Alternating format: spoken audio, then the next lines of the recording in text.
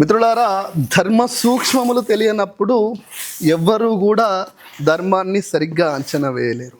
ఎవరైతే ధర్మాన్ని పట్టుకొని నిలబడతారో వారిని ధర్మమే కాపాడుతుందని వేదం చెప్తుంది, ధర్మం చెప్తుంది. మిత్రులారా, మానవ జన్మ ఎత్తినప్పుడు ఇది గొప్ప జన్మ. ఎన్నో జన్మలు ఎత్తితే కానీ మానవ జన్మ రాదు.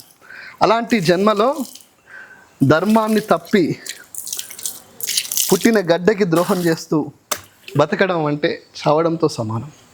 మిత్రులారా, గత కొద్ది రోజులుగా తెలంగాణ ప్రయోజనాలను దృష్టిలో పెట్టుకొని వార్తలు వాస్తవాల పేరు మీద రాజకీయం చెప్తున్నాం. తెలంగాణ మీద జరుగుతున్న కుట్రలను తీసుకొస్తున్నాం. ఇది మనం హనుమాన్ స్వామిలో వారిలో మాలలో ఉన్నాం. 25 ఏళ్ళుగా కంటిన్యూగా మాల వేసుకుంటూ వస్తున్నాం. కనుక ధర్మం గురించి చెప్పే ప్రయత్నం చేద్దామని చిన్న ప్రయత్నం.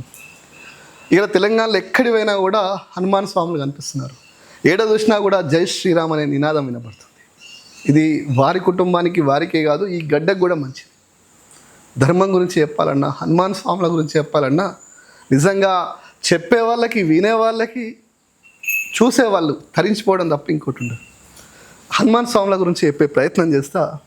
మిత్రులారా, నేను జయన్మాన్ భిక్షకి వెళ్ళినప్పుడు ఎవరైనా చనిపోతే మా ఊర్లో జయన్మాన్ అంటుర్రు, ఐరు అని అంటుర్రు. చనిపోతే జయన్మాన్ ఐరు అనే పదాన్ని బంద్ చేయండి. కాలం చేసిండు అని చెప్పండి, చనిపోయిండు అని చెప్పుర్రి. చనిపోతే జై హనుమాన్ అనకండి.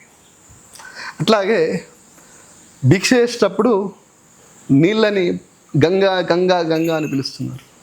దయచేసి అలా అనకండి. గంగా మన భార్య కాదు. ఇంత చిన్న పిల్లను కూడా, సంవత్సరం ఉన్న పిల్లను కూడా మాత అని పిలుచుకునే స్వాముల వారు ఈ భూమి పులకరించి నిజంగా మొలకెత్తాలన్నా కూడా నీళ్లు కావాలి. శివుడు తలపై పెట్టుకున్న గంగని మనం పేరు పెట్టి పిలవడం ఏందో మాలలో ఉండి నిందస్తుతి ఎప్పటికీ పనిచేయేది. దయచేసి అర్థం చేసుకోండి. ఇకపోతే కొంతమంది హనుమాన్ అనగానే గద పట్టుకున్నటువంటి హనుమాన్ ఫోటోలను సెలెక్షన్ చేసుకుంటారు. హనుమాను ఆయుధం గద కాదు. మీకు నాకు గద చూస్తున్నాం కానీ వాస్తవంగా హనుమాన్ వారికి గద ఉండదు. దయచేసి అర్థం చేసుకోండి. హనుమానే వజ్రకాయుడు. ఆయన శరీరమే వజ్ర ఆయుధం. ఆయనకి ఇంకో ఆయుధం అవసరం లేదు. పైగా సుందరకాండలో స్వాముల వారు ఒక మంత్రం చెప్తారు. దయచేసి స్వాములు, నా వీడియో వింటున్న స్వాములు దయచేసి ఈ జయమంత్రం చెప్పే ప్రయత్నం చేయండి, చదివే ప్రయత్నం చేయండి, వినే ప్రయత్నం చేయండి. రామాయణంలో జయమంత్రం అని సపరేట్గా లేకపోవచ్చు, కానీ దీన్ని జయమంత్రం అంటారు. ఇది ఎవరు చదివినా, ఎవరు పఠించినా, ఎవరు విన్నా మంచి జరుగుతుంది. జయచ్చతి బలో రామో లక్ష్మణేచ్చ మహాబల రాజా జయతి సుగ్రీవో రాఘవేనాభిపాలిత దాసోహం కోసలేంద్రస్య రామస్య క్లిష్టకర్మణ హనుమాన్ శత్రు సైన్యానాం నియంతా మారుతాత్మజ నరావణ శాస్త్రం మే యుద్ధే ప్రతిబలం భవేత్. స్వాముల వారు తనకు తాను మొదటిసారిగా రామునికి దాసుడిగా ప్రకటించుకున్నాడు. రాముల వారికి దాసుడిగా ప్రకటించాడు. అది మామూలుగా ప్రకటించడం కాదు. లంకలో సీతమ్మ వారిని చూసినాక నూతన ఉత్తేజంతో వారు జయమంత్రం చదువుతుంటే ఆ పరిసర ప్రాంతాల్లో లంకలో ఉన్న పక్షులు గుండె పగిలి, సామాన్యులు గుండె పగిలి నోట్లకించి రక్తం వచ్చి చచ్చిపోయారు. అంత బలంగా చెప్పగలిగారు. మళ్ళీ చెప్తున్న స్వామి వారికి సపరేట్ ఆయుధం ఎక్కడ లేదు. ఆయన చేయిలు, ఆయన కాళ్ళు, ఆయన శరీరము, ఆయన తోక, ఆయన వెంట్రుకలతో సహా అన్ని ఆయుధాలే. ఆయనే వజ్రకాయుడు. మిత్రులారా, దయచేసి జయమంత్రాన్ని చదివే ప్రయత్నం చేయండి. జయమంత్రం చదువుతూ ఎంతమంది రాక్షసులను చంపిండు అంటే, సీతమ్మ వారిని చూసినాక రాముల వారిని సంతోషపెట్టడానికి, రాముల వారికి సందేశం ఇవ్వడానికి సంతోషంగా ఉన్న సందర్భంలో ఆ రాక్షసులు 80,000 కింకరులు హనుమంతుల వారి మీదకి దాడి చేయడానికి వస్తారు. స్వాముల వారు జయమంత్రం చదువుతూ అక్కడ ఏదన్నా ఉంటే, తోరణం ఉంటే తోరణం ఎక్కి జయచ్చతి బలో రామో లక్ష్మణేచ్చ మహాబల రాజా జయతి సుగ్రీవో రాఘవేనాభిపాలిత అని ఎంత బలంగా చెప్తున్నాడు అంటే, ఆ 80,000 కింకర్లని 10-12 నిమిషాలలో చంపేస్తాడు. అక్కడ ఉన్నటువంటి ఆ చనిపోయిన వాళ్ళని ఎట్లా చంపిండు అంటే, గదతోనో లేకపోతే ఇంకో ఆయుధంతోనో కాదు, అక్కడున్న రాళ్ళతోటి అక్కడున్న చెట్లతోటి తన శరీరాన్నే పెద్దగా వేసి ఆకాశంలోకి వెళ్ళిపోయి దబీలని కిందవాడు.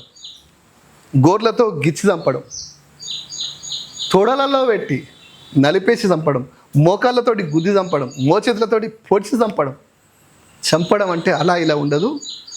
ఇంకా దీని తర్వాత ఏదైనా ఈ 80,000 మంది కింకర్లు చనిపోయినాక రావణాసురుడు జంబుమాలి అనే ఒకరిని పంపిస్తాడు. ఆ జంబుమాలికి గాడిదలు ఉంటాయి, రథానికి వాహనానికి గాడిదలు ఉంటాయి, అవి వేసుకొని వస్తాడు. వాడొచ్చి హనుమాన్ స్వాముల వారికి బాణాల పరంపర కొనసాగిస్తే స్వాముల వారు ఏం చేస్తారు తెలుసా స్వామి?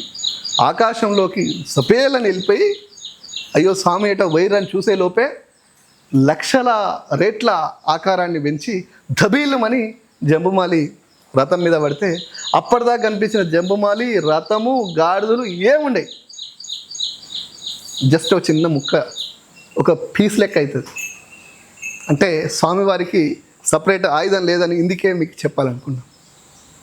జంబుమాలి అంతకన్నా ముందు రథం కనిపించి జంబుమాలి కనిపించి వెనుక రాక్షసులు కనిపించిన గాడిదలు కనిపించిన సందర్భంలో ఒక్కసారి పైకి వెళ్ళిపోయి 1000 రేట్ల శరీరాన్ని పెంచి ఆ రథం మీద పడితే రథము తునాతునకలే గింత అవుతుంది. జంబుమాలి చనిపోయినాక, జంబుమాలి అనుకున్న రాక్షసులు చనిపోయినాక రావణాసురుడికి కబురు అందుతుంది. జంబుమాలి చనిపోయిండు, 80,000 కింకర్లు చచ్చిపోయారంటే 7 మంత్రసుతుల్ని రాక్షసుల్ని పంపిస్తారు. 7 మంత్రసుతుల్ని రాక్షసుల్ని ఎట్లా చంపుతాడో తెలుసా స్వామి? గుర్రం మీద వస్తే గుర్రాన్ని ఎత్తేసి కొట్టడం, గాడిద మీద వస్తే గాడిద మీద ఎత్తేసి కొట్టడం, ఏనుగులు వస్తే తొండం తీసి కొట్టడం, ఆకారాన్ని పెద్దగా వేయడం, గుద్దడము, ఇంకా ఇట్లా అని ఉండదు, రక్తం ఏరులై పారుతుంటుంది. ఆయన ఇదంతా జరుగుతున్నప్పుడు చెప్తున్న ఒకే ఒక్క మంత్రం, జయచ్చతి బలో రామో లక్ష్మణెచ్చ మహాబల రాజా జయత సుగ్రీవో రాఘవేనాభిపాలిత అని చెప్పే జయమంత్రం తప్ప ఇంకోటి కనిపించదు, ఇంకోటి వినిపించదు. ఈ 7 మంత్రస్తుతులు చనిపోయినాక, వారి తర్వాత వచ్చే రాక్షసులు చనిపోయినాక ఈసారి రావణాసురుడు మళ్ళీ 5 సేనాగ్ర నాయకులను పంపిస్తారు. వాళ్ళని కూడా హనుమంతులు వారు కొన్ని నిమిషాలలోనే చంపేయడము, వాళ్ళ మీద కట్టెలు బట్టి, రాళ్ళు బట్టి, రప్పలు బట్టి ప్రతి దాంతో ఇసిరేసి చంపేసి, ఎట్లా చంపుతారు అంటే వచ్చేవాడికి భయం అయ్యే విధంగా. ఎంత భయం అవుతుందంటే స్వామి ఈ 5 చనిపోయినాక రావణాసురుడి కొడుకునే అక్షకుమారుని పంపిస్తే, అక్షకుమారుడు చాలా తెలివైనోడు, యుద్ధ ప్రావీణ్యం ఉన్నోడు, స్వతహాగా మంత్రము శస్త్రము నేర్చుకున్నవాడు, వందలాది బాణాలు ఉన్నవాడు. అలాంటి వాడు స్వామి మీదకి వస్తే ఇంత అందంగా ఉన్నాడు, ఏం యుద్ధం చేస్తాడో చూద్దామని చెప్పేసి ఒక 2 నిమిషాలు మౌనంగా ఉంటే అక్షకుమారుడి బాణాల పరంపర ఆకాశం నిండిపోతుంది. ఆ ఆకాశం నిండిపోయిన చిన్న చిన్న గ్యాబుల్లో కూడా ఇంతకుముందు పెద్ద ఆకారం ఉన్న హనుమంతుడు చిన్న సూక్ష్మావతారమై ఆ బాణాల మధ్య వెళ్తుంటే కూడా ఆ బాణాలలో కూడా ఆ గ్యాబులలో కూడా బాణాలు వేస్తే అప్పుడు హనుమంతుల వారు సావంటే ఎలా ఉంటుందో చూపించాలని అక్షకుమారుడు పైకి వెళ్తుంటే అతని 2 కాళ్ళు పట్టుకొని గిర గిర గిర గిర తిప్పుతుంటే 2 కళ్ళు ఎగిరిపోయినాయి ఆ గాలిలోని, ఆ స్పీడ్కి, ఆ వేగంకి. ఒకసారి కిందెత్తేస్తే తల 1000 ముక్కలై, బొక్కలు ఉన్నాయా, అసలు శరీరం ఎక్కడుంది, ఒక హనుమంతుల వారి చేతిలో ఉన్న కాళ్ళు తప్ప ఎవ్వి మిగిలలేదు. చూసేవాడికి చావు ఎవరన్నా చంపచ్చు, ఎవరన్నా ఏమన్నా చేయొచ్చు, కానీ ఇంత దారుణంగా చంపుతారా అని రాక్షసులే జడుచుకొని చచ్చిపోయే విధంగా హనుమంతుల వారు చంపుతారు. అంటే ధర్మం గెలిపించడం కోసం రాముల వారి ఆజ్ఞ మేరకు ఇదంతా జరుగుతున్న సందర్భంలో హనుమంతుల వారు చదువుతున్న ఒకే ఒక్క మంత్రం జయమంత్రం. రామాయణంలో జయమంత్రం అని ఎక్కడ ఉండకపోవచ్చు, కానీ దీన్ని ఆ మంత్రాల వల్లనే ఆ మంత్రానికి జయమంత్రం వచ్చింది. దయచేసి సాముల వారు దయించి, మీకు కొంతమంది చెప్పచ్చు చెప్పకపోవచ్చు, వీలుంటే జయమంత్రం చదవండి. జయమంత్రం ఎంత గొప్పదో అది చదువుతూ అనునిత్యం దాన్ని స్మరిస్తూ, రాముల వారిని స్మరిస్తూ ఆ జయమంత్రం చదివితే ఇక జీవితంలో కొత్తగా తరించాల్సిన అవసరం ఉంటుంది. దయచేసి జయమంత్రానికి చాలా పవర్ ఉంటుంది. అనునిత్యం జయమంత్రం చదివే ప్రయత్నం చేయండి. మీరు సుందరకాండలో చూస్తే 11,999 తర్వాత సుందరకాండ స్టార్ట్ అవుతుంది. ఆ మంత్రంకున్న పవరు, ఆ మంత్రం చదువుతుంటే వచ్చే ఎనర్జీ, ఆ మంత్రం చదువుతుంటే శత్రు నాశనం ఎంత చెప్పినా తక్కువే. హనుమంతుల వారు తనకు తాను రామదాసునిగా ప్రకటించుకోవడం, అట్లాగే నరావణ సహస్రం మే యుద్ధే ప్రతిబలం భవేత్, 1000 మంది రావణాసురులు వచ్చినా ఈ కింకరులు, ఆ జంబుమాలి మంత్రసుతులు వీళ్ళు కాదు, రావణాసురుడే 1000 మంది రావణాసురులు వచ్చినా నా భుజాదండం కింద కీటకంతో సమానం అని చెప్పినటువంటి మంత్రం జయమంత్రం. మంత్రము జయమంత్రం కనుక దయచేసి జయమంత్రాన్ని వీలుంటే ఎక్కువసార్లు పఠించండి, ఎక్కువసార్లు చదవండి, ఎక్కువసార్లు వినండి. జయమంత్రం అనేది మీరు స్వీకరించండి హృదయంలోకి. హనుమాన్ స్వాముల వారు పలికినటువంటి ఆ మంత్రాన్ని, మిత్రులారా, మనం ఏది చెప్పినా ఏది చేసినా వేదం ప్రామాణికంగా ఉండాలి. హిందూ ధర్మంలో వేదమే ప్రామాణికం, వేదాన్ని మించి వెళ్ళలేం. కాబట్టి హనుమంతుల వారే పలికినటువంటి జయమంత్రాన్ని మరొకసారి మీరు వినడం కానీ చదవడం కానీ చేయాలని. అట్లాగే స్వాముల వారు ఇలా 12వ తారీఖు విరమణకి వెళ్తున్నారు. స్వాముల వారు మీరు దయచేసి వాహనంలో వెళ్ళేటప్పుడు కొంచెం ప్రశాంతంగా స్వాముల వారిని ధ్యానిస్తూ అగడబగడు కాకుండా, ఆగమాగం లేకుండా స్వాముల వారి దర్శనానికి ప్రశాంతంగా వెళ్ళండి.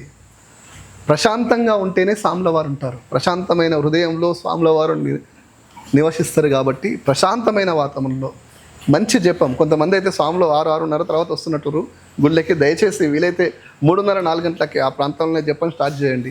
అది చాలా మంచిది, చాలా పవర్ఫుల్. ఎందుకంటే మిగతా ఇంకా 4-5 రోజులే ఉంది. దయచేసి స్వాముల వారు వెళ్ళి ఆ యాత్రలు పోయొచ్చే వాళ్ళు జాగ్రత్తగా వేరండి. స్వాముల వారు మీతో ఉండాలన్నా, మీకోసం నిలబడాలన్నా, మీ కుటుంబం బాగుండాలన్నా ఖచ్చితంగా మీరు ప్రశాంతంగా వాతావరణంలో పోవాలి. ట్రిపుల్ రైడింగ్స్ కానీ, లేకపోతే 5గురు ఎక్కేదానిలో 10 మంది ఎక్కడు, 6గురు ఎక్కడు, ఇట్లా కాకుండా ప్రశాంతంగా ఉండి రూల్స్ అండ్ రెగ్యులేషన్ పాటిస్తూ వెళ్ళండి. దైవ దర్శనం ఖచ్చితంగా జరుగుతుంది, ప్రశాంతంగా జరుగుతుంది. కొంత స్పీడ్గా పోతే స్పీడ్కి స్లోగా పోవడానికి ఒక 10-15 నిమిషాలు, అర్ధగంట, గంట లేట్ అంతే. కానీ ప్రశాంతంగా వెళ్తూ స్వామివారిని ధ్యానం చేస్తూ, స్వామివారిని స్మరిస్తూ, స్వామివారి భజనలు చేస్తూ పోతే ఆ మాల వేసుకున్నందుకు మనకు ఒక అద్భుతమైనటువంటి ఎనర్జీ, నూతన ఉత్తేజం వస్తుంది. దయచేసి చాలామంది స్వాములు వేస్తున్నారు, నిజంగా సంతోషం. దుర్గాప్రసాద్ స్వామి వారికి నిజంగా, దుర్గాప్రసాద్ స్వామి హనుమాన్ మాల స్టార్ట్ చేసినప్పటికీ ఇది రామాయణంలో ఉంది, గతంలో ఉన్నదే మనకి పరిచయం చేసిండు. దీన్ని మరింత బలంగా మనం వాడుకుందాం. మనకు అస్త్రాన్ని ఇచ్చి శస్త్రాన్ని ఇచ్చి ప్రాక్టీస్ చేయమంటారు, అదే మాల. అది ప్రాక్టీస్ చేయండి. దయచేసి అర్థం చేసుకోండి మిత్రులారా. ఇకపోతే కొన్ని విషయాలలో స్వాముల వారు నిజంగా భజనల కానీ, కొంత నేను బయటకు వెళ్తుంటే 11 గంటలకు కూడా భజనలు చేస్తారు. నిజంగా అద్భుతం. మాల వేసుకున్న ముందు సాములు 10 దాకా లేవని సాములు మాల వేసుకున్న తర్వాత ఏకంగా పొద్దున్నే లేచి జపం చేయడం, స్వామివారి మీద మనసును లగ్నం చేస్తూ స్వామివారి కోసం ఎంతో అద్భుతమైన కార్యక్రమాలు చేయడం, భిక్ష చేయడంలో కానీ, భిక్ష చేసేటప్పుడు భిక్ష చేసి పెట్టిన వారికి సాయం చేయడం కానీ, ఇట్లా చాలా కార్యక్రమంలో ముందుంటున్నారు. వారికి ఖచ్చితంగా మంచి జరగాలని